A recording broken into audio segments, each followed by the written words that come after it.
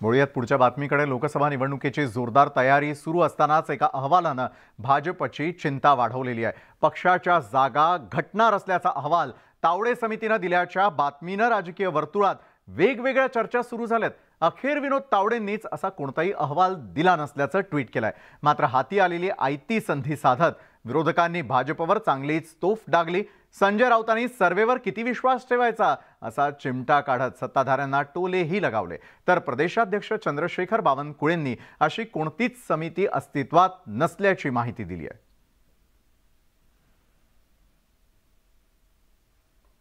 भारतीय जनता पक्षाचा अंतर्गत सर्वे बाहेर कसा आला हा पहिला प्रश्न आहे।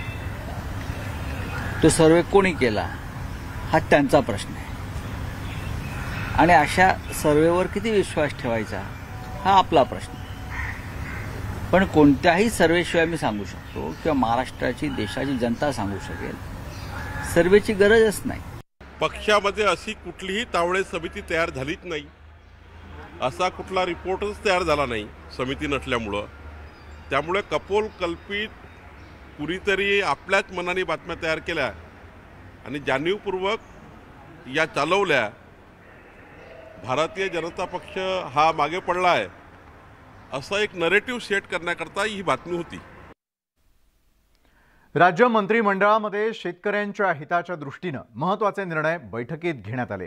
दिवसा वीज नसल्याने शेतकऱ्यांना रात्रीच्या वेळी कधीही उठून शेतात पाणी भरण्यासाठी जावं लागतं। दिव्यांग सरकारी कर्मचाऱ्यांसाठीही मोठा निर्णय घेण्यात आलाय। राज्यामध्ये केंद्राप्रमाणे दिव्यांग पदोन्नती आरक्षण धोरण लागू केलं जाणार आहे।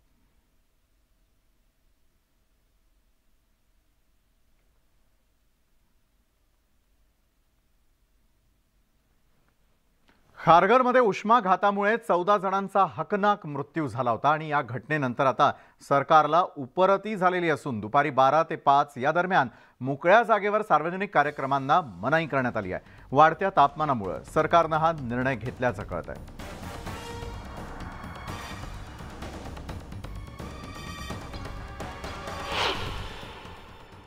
घटना जी झाली ती अति दुर्दैवी घटना आहे। सर्वांसाठी अतिशय एक अशी घटना ते कल्पना पण नव्हती। त्या दिवशी जे काही झाला त्याची पुनरावृत्ती कुठेही येऊ नये, कोणाने त्रास पण होऊ नये म्हणून सरकारने एक योग्य निर्णय पार पाडला आहे। जोपर्यंत ते आपली ऊनची या स्थिती आहे तोपर्यंत 12 ते 5 मध्ये काय ओपन एरियामध्ये काय नाही करायचा, हे चांगला निर्णय आहे। लोकांनी सर्वांनी इथलं पालन केलं पाहिजे।